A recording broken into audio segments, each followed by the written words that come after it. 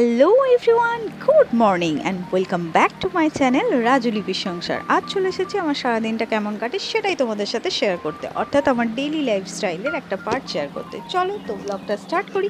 তো আমার ঘুম থেকে ওঠার পর প্রথম একটা কাজ হচ্ছে যে আমার ছেলের জন্য দুধ করা।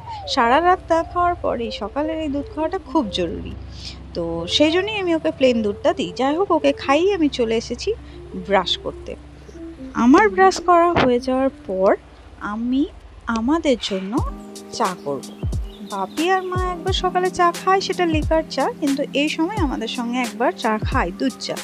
তো যাই হোক, আমার চা করা কমপ্লিট। আর এই যে দেখছো যে আমি দন্তবার করে একদম হা করে হাসছি, এটা হচ্ছে ওর পাপার সাথে বক বক বক বক করে এই যে আমি সারাক্ষণই, ওর পাপা কেন, আমি আমার শাশুমার সাথেও সারাক্ষণ বক বক করেই যাই, কারণ আমি কথা না বললে থাকতে পারি না, ভীষণ কথা বলি।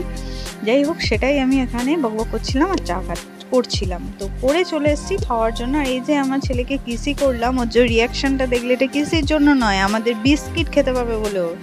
তো যাই হোক, এখানে আমরা তিনজনা চাটা খেয়ে চলে এসেছি আমি রান্নাঘরে। তো রান্নাঘরে চলে এসেছি মিল্ক শেক বানানোর জন্য। তো এটা হচ্ছে মেনলি আমার আর ওর পাপার জন্য। তো আমরা সকালবেলা উঠে এক একদিন এটা খেতে পছন্দ করি, তো সেদিন এটা করি।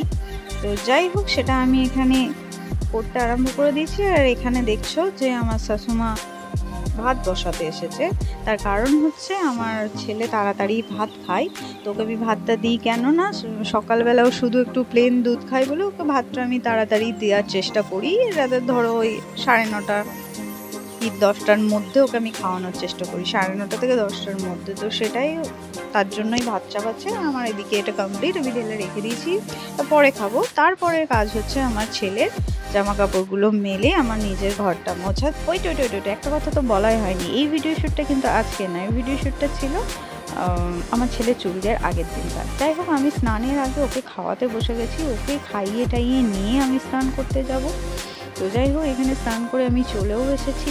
স্নান করার পর আমি একটুখানি পুজো দিয়েছিলাম, সেই ক্লিপটা আমি নেওয়া হয়নি, আমি ভুলে গেছি, তো সেটা তোমাদের দেখানো হলো না, স্কিপ হয়ে গেছে। আর তারপর আমি চলে এসেছিলাম যে এখানে বাবুকে খাওয়াতে, কারণ ওকে 1:30টার মধ্যে আমি খাওয়াই। এই যে খেয়ে নিচ্ছে দেখছো না, এমনি এমনি শুধু শুধু, এটার পেছনে একটা বড় কারণ আছে। কি কারণ বলো তো? এই যে এই টিভি বা ফোন কিছু একটা দেখতেই হবে। যাই হোক, টিভিটা দেখতেই পছন্দ করে, কিন্তু এটা শুধু খাওয়ানোর সময় দিই। পরে ও আর আমি ঘুমিয়ে গেছিলাম, আমি ওর খাবার করার জন্য উঠলেও ও আর ওঠে না। বাবুকে খাইয়ে আমি ফ্রেশ হয়ে নিলাম। ভিডিওটা ভালো লাগলে লাইক কমেন্ট শেয়ার অবশ্যই করবে। আজকের ব্লগটা এই পর্যন্তই, দেখা হচ্ছে নেক্সট কোন ব্লগে। Thanks for watching, tata.